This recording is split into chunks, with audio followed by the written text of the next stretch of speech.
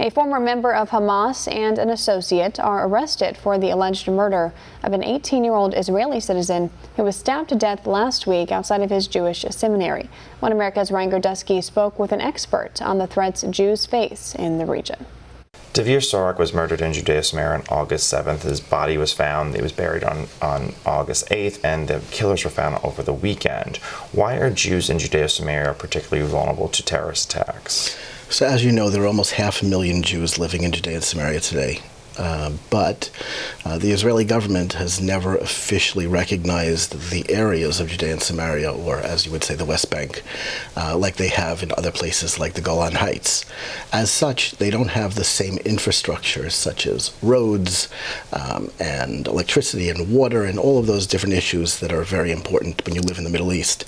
Moreover, the Arab population living in Judea and Samaria is under the jurisdiction of the Palestinian Authority, which means that they're indoctrinated from a very young age, as young as kindergarten, with a message of hate.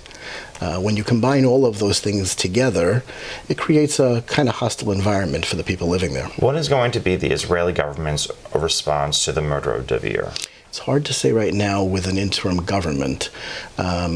I'm sure there's going to be an increase in defense. The IDF will step up its protection in the areas, and there's going to be a tremendous pressure on all the people there, including organizations like ours, to make sure that security and the equipment they need is in place. President Trump was the first president to recognize the Golan Heights. Is there an American response that America could take when it comes to the Jews who are living in Judea Samaria that could possibly help them in the situation? So it's hard for the American government to get out in front of the Israeli government, but the rhetoric that comes out of anywhere outside of Israel is important, just from a mindset and a level of support.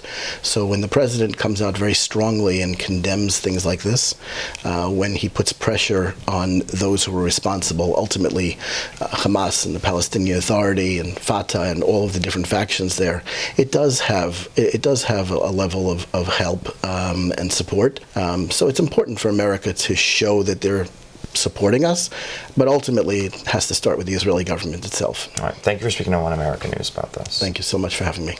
Want to see more videos like this? Click on the link below and subscribe to One American News on YouTube, and call your cable provider and kindly demand that One American News is added to your lineup.